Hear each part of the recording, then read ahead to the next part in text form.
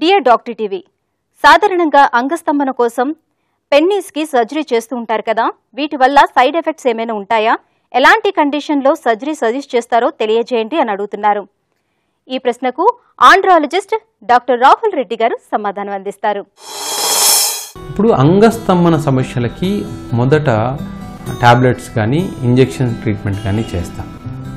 ఎవరికైతే ఈ టాబ్లెట్స్ అంటే రెగ్యులర్ టాబ్లెట్స్ పని చేయవో అలాంటి వాళ్ళకే మనం సర్జరీ సజెస్ట్ చేస్తాం. ఈ సర్జరీ అన్నది రెండు రకాలుగా ఉంటుంది. వీనస్ లీక్ సర్జరీస్ అన్నది అంటే ఎవరికైతే రక్తం నిలబడకుండా వెనక్కి వెళ్తుంటుందో అలాంటి పేషెంట్స్కి వీనస్ లీక్ సర్జరీస్ చేస్తాం. రెండోది పీనైల్ ఇంప్లాంట్ సర్జరీ అంటాం. ఎవరికైతే అంటే బ్లడ్ వెజల్స్ కంప్లీట్గా డ్యామేజ్ అయ్యాయో వాళ్ళకి పీనైల్ ఇంప్లాంట్ అనే సర్జరీ చేస్తాం.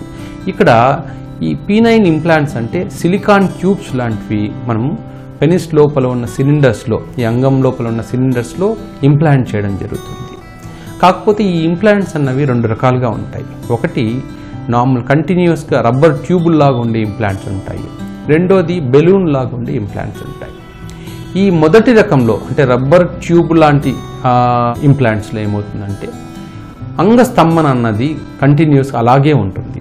అంటే మనం అంగాన్ని ఎప్పుడైతే అవసరమో అప్పుడు స్ట్రైట్గా చేసుకోవడము లేదా బెండ్ చేయవలసి ఉంటుంది. అదే రెండో రకంలో ఇన్ఫ్లేటబుల్ ఇంప్లాంట్స్ అంటాం. అంటే ఇది ఒక పంప్ లాంటిది ఉంటుంది. మనకి ఎప్పుడు అంగస్తంభన కావాలో అప్పుడు ఆ పంపుని ప్రెస్ చేయడం ద్వారా మనకి అంగస్తంభన వస్తుంది. తర్వాత అంగస్తంభన వద్దనుకున్నప్పుడు దాని మీద ఇంకొక స్విచ్ ఉంటుంది. ఆ స్విచ్ నొక్కగానే మళ్ళీ అంగస్తంభన తగ్గిపోతూ ఉంటుంది. ఈ పీనైల్ ఇంప్లాంట్ సర్జరీ వల్ల సైడ్ ఎఫెక్ట్స్, ఎలాంటి సైడ్ ఎఫెక్ట్స్ ఉండవు.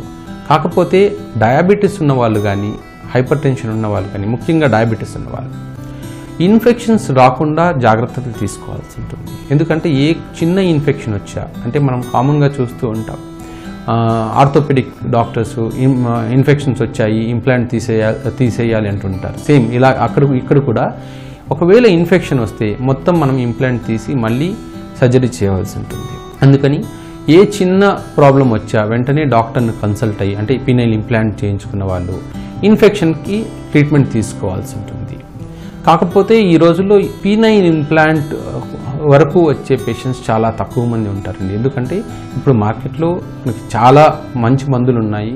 ఒకవేళ మందులు పనిచేయని వాళ్ళకి షాక్ వేవ్ థెరపీ అనే కొత్త విధానం కూడా వచ్చింది. ఈ షాక్ వేవ్ థెరపీ వల్ల ఏమవుతుందంటే మనకి ఎవరికైతే బ్లడ్ వెజల్స్ డ్యామేజ్ ఉన్నాయో కొత్త బ్లడ్ వెజల్స్ ఉత్పత్తి అయ్యేట్లు మనం చేయవచ్చు.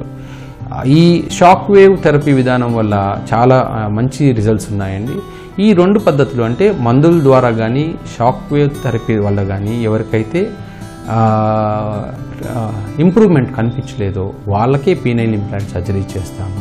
ఇంతకుముందు నెలకి 10 దాకా పీనైల్ ఇంప్లాంట్ సర్జరీస్ చేసేవాళ్ళం, కానీ ఇప్పుడు ఈ పీనైల్ ఇంప్లాంట్ సర్జరీస్ చాలా తక్కువగా చేస్తున్నాం. ఎందుకంటే ఈ షాక్ వేవ్ థెరపీ వల్లనే బాగా మంచి రిజల్ట్స్ ఉన్నాయి.